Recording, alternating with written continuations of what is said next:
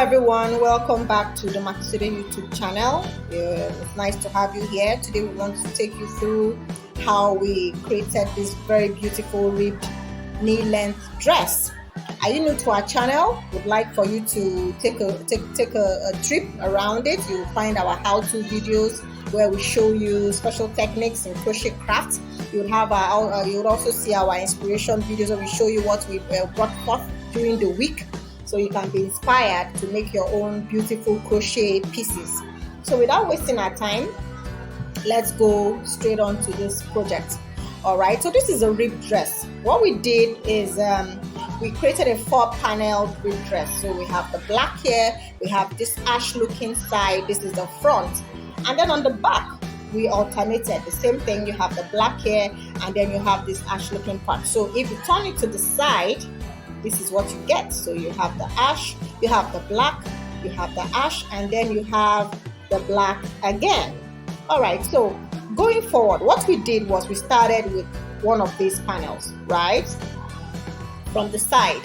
All right, we took cognizance of where the armhole was going to be coming out from, and so we just measurements really is what we work with. So we measured from the armpit all the way to maybe about 5 or 4 inches from where we wanted to end. Let's say, for example, if we were looking for like a 34-inch long dress, so we work this part. If you have an armhole of 7 inches wide, and then you're having a base of maybe 4 inches wide, that's 11 inches altogether. So if you were looking for a 34-inch dress, it means you're going to be doing 34 inches minus 11 for this start point. So that means you'll be working like a 23-inch long chain, which is this part right here. So we use the ribbed technique, which is working in the back loops only, and where we use the single crochet stitches. So we worked up a few centimeters. Say this is about an inch thereabouts. Worked an inch in, and then we now included the shoulder, the armhole part up to the shoulder. All right, so this 7 inches which was missing here, we now added it here, and then we worked like a bit more up to the point where we have the neck, as you can see here, and then we dropped it about an inch lower, and then kept working up. Now you would have measured the individual for whom you're making the dress, and so because this is a 4-panel dress, we divide that measurement, whatever measurement you had for the widest part of the body, you divide it by 4. For this individual has a 36-inch hip, which is the widest part of her body. All right, if we divide that by 4, we're going to have 9. So it means that the distance from here to here, when you stretch it to its limit, should give you like a 9-inch. Okay, so that's what we did. When we got that measurement, we now continued. We did like an exact replica of what is on this side.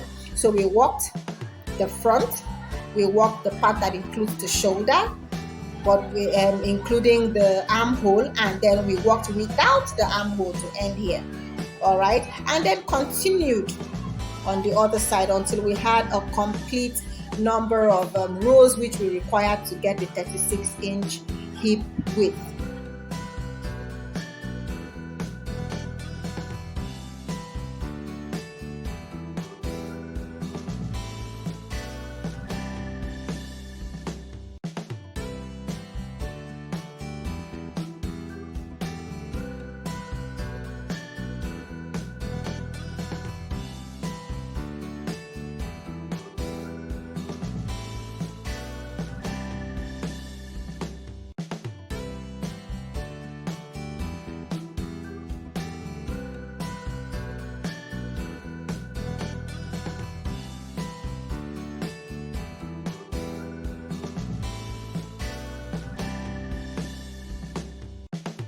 When we're done with that part, all right, we now went, we worked the base. We've shown us the video where we showed us the technique on how we worked this. Essentially what we did is that we chained our way up the number of chains required to create this width. We chained it up, and then we still use the same back loops only single crochet stitches to work this part. The difference between here and here is that we used a smaller hook. We used the 6mm hook here, and then we use the 5mm hook here. This gives it that extra fold, that extra squeeze when the person wears it. You know, it comes out really, really sassy and beautiful. It works for your parties, your dinner dates, and all of that.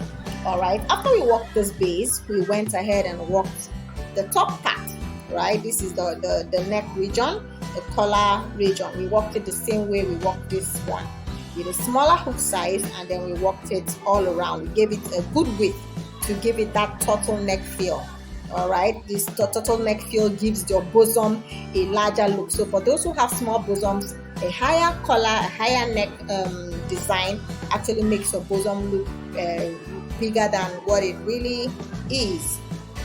All right, so after we worked that part, we went on to work the sleeves.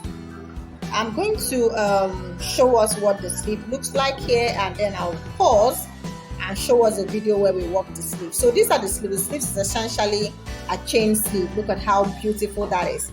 It's airy. It gives it gives a nude look, because through the sleeves, through this, they can still see your arm. And then we ended it with the same technique that we ended the base and the neck of this dress. All right, we gave it a very wide cuff using the back loop only technique. All right, so I'm going to pause here and show you how we created this sleeve. Even though we're going to be using a short one, because it's just to show you the technique.